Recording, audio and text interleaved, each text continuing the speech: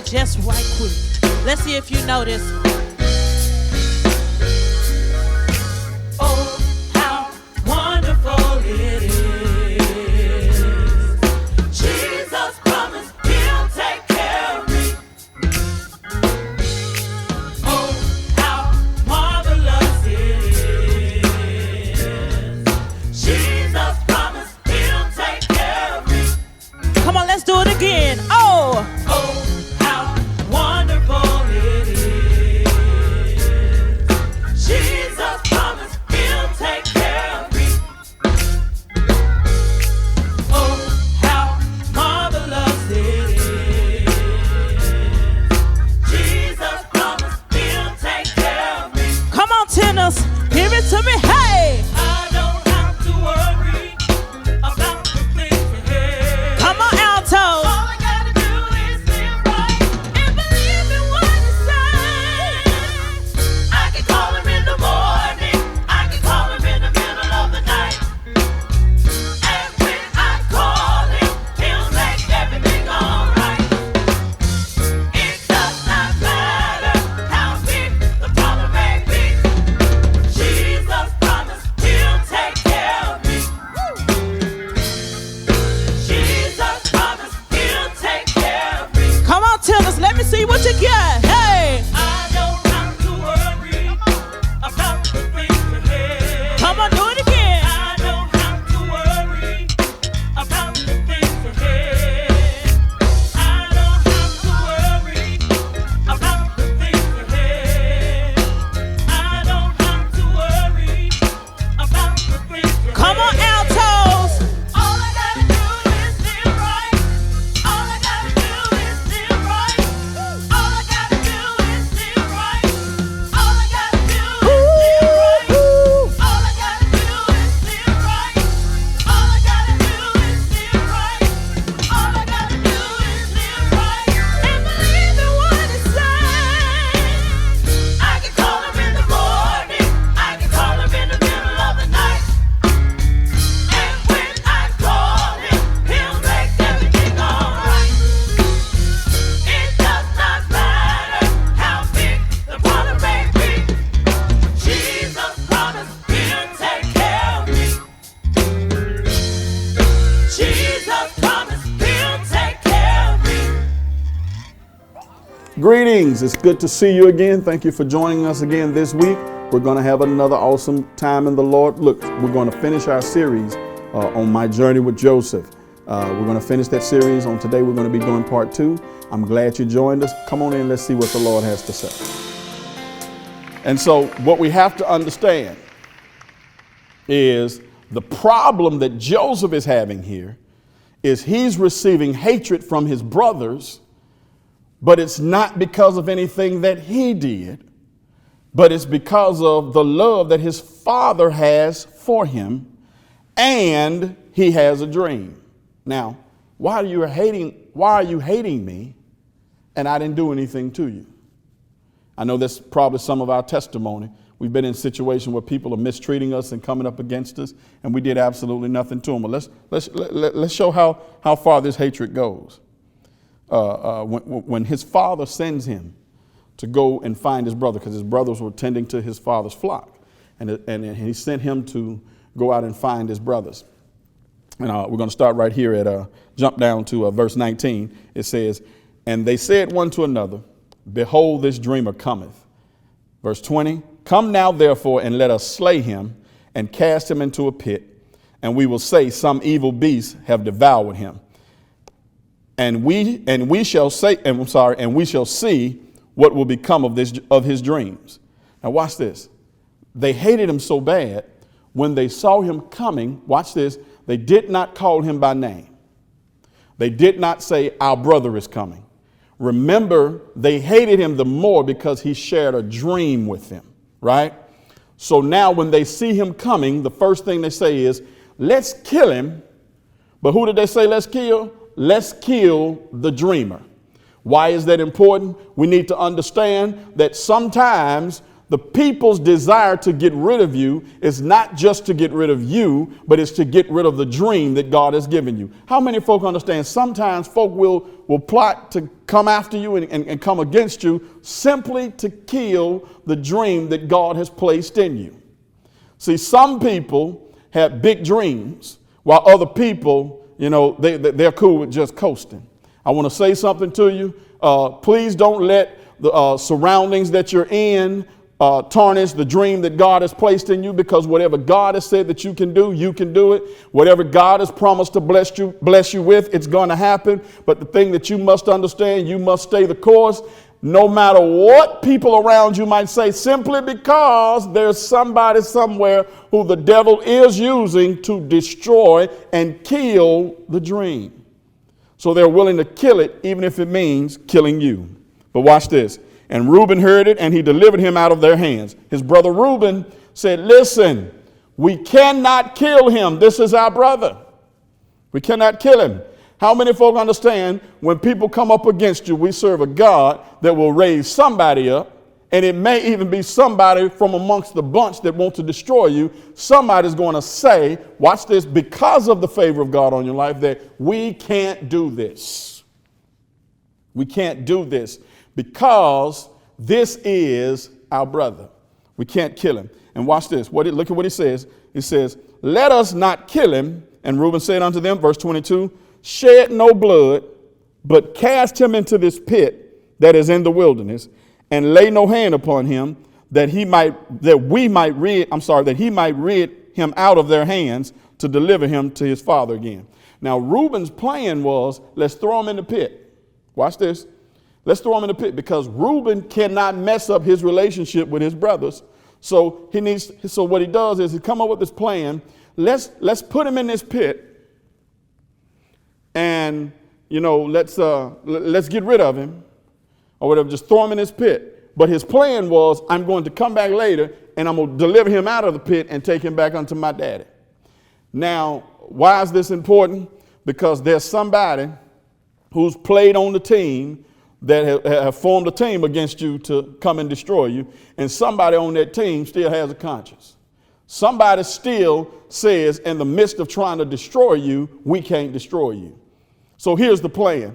I'm going to make it look like that we're trying to destroy you. But what my plan is later on, I'm coming to get you out.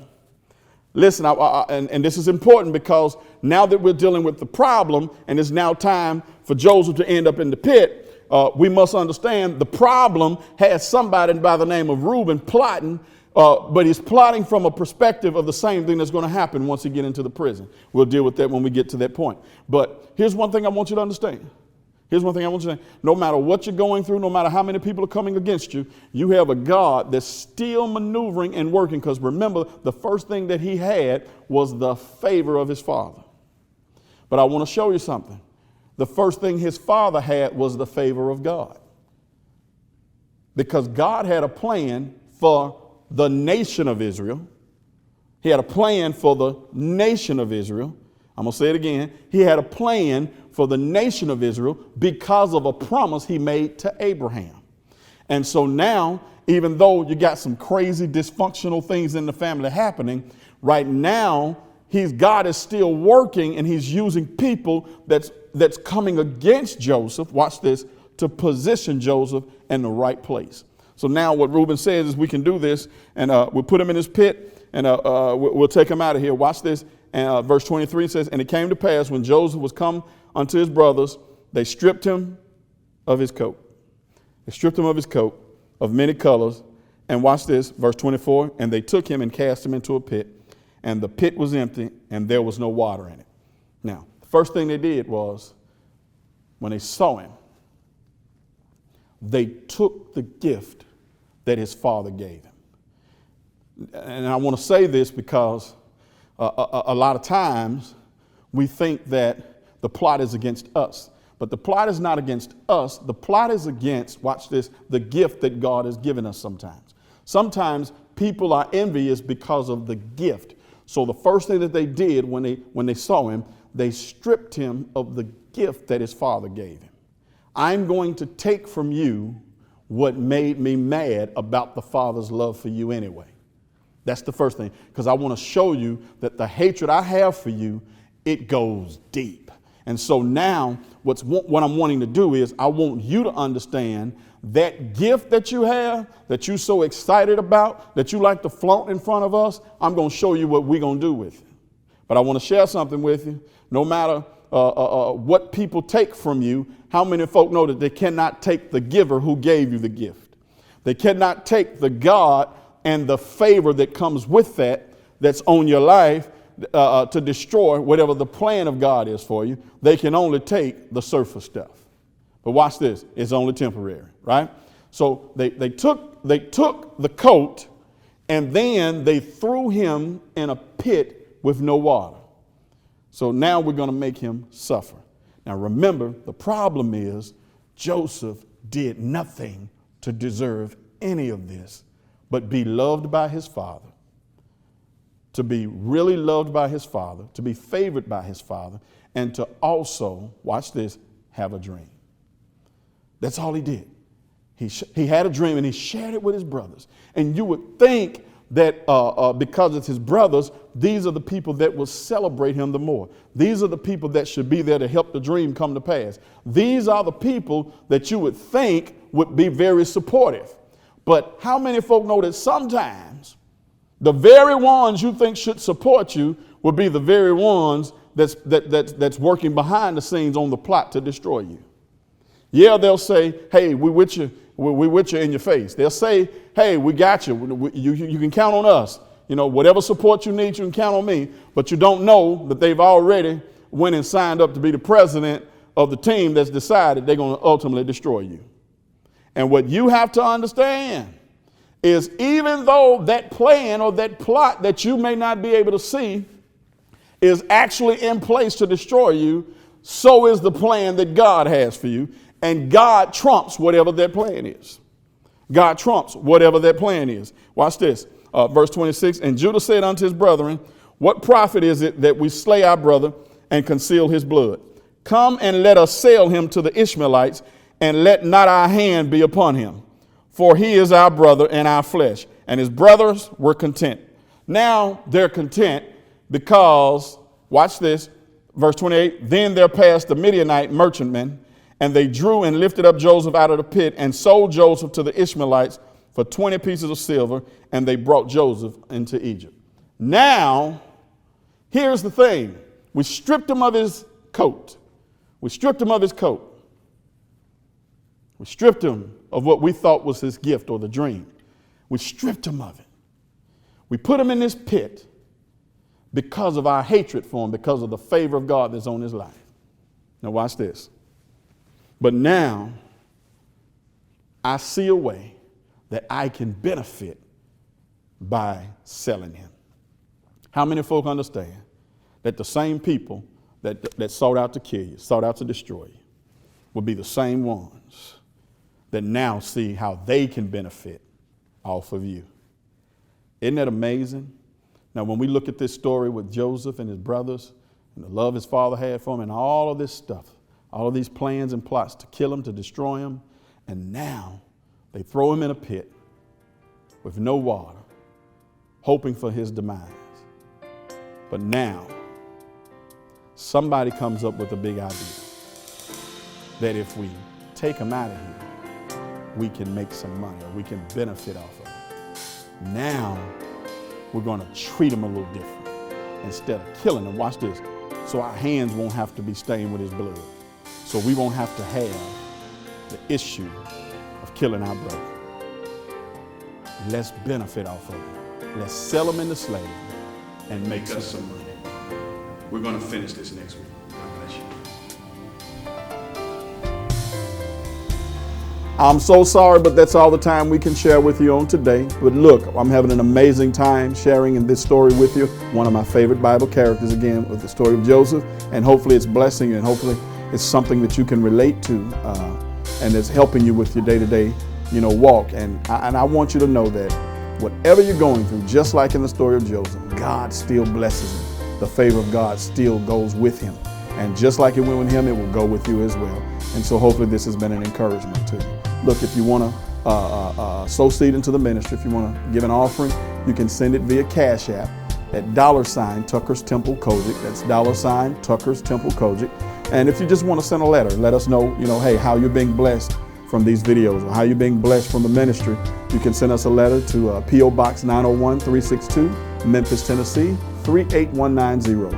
Or if you need us to just pray for you, please just reach out to us. We look forward to hearing from you. God bless you.